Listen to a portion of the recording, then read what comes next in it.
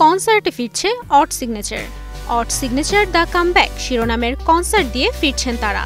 1 August রাজধানীর কৃষিবিদ মিলনায়তনে দর্শক মাতাবে দলটি।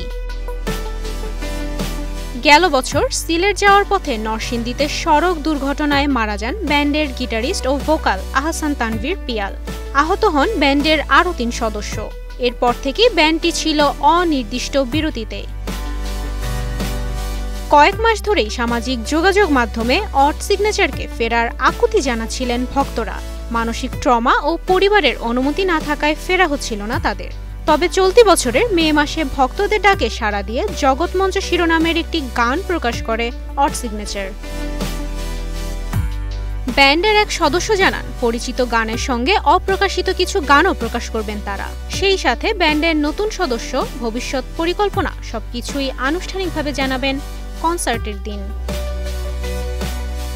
যাত্রার শুরু থেকেই তরুণ শ্রোতাদের মধ্যে বেশ জনপ্রিয়তা অর্জন করে ব্যান্ডটি। আমার দেহ খান, ঘুম, প্রস্তাব, মন্দ, দুঃস্বপ্ন শিরোনামের গানগুলো শ্রোতা মহলে বেশ জনপ্রিয়। তুবাইশি বুশরা, স্টার নিউজ।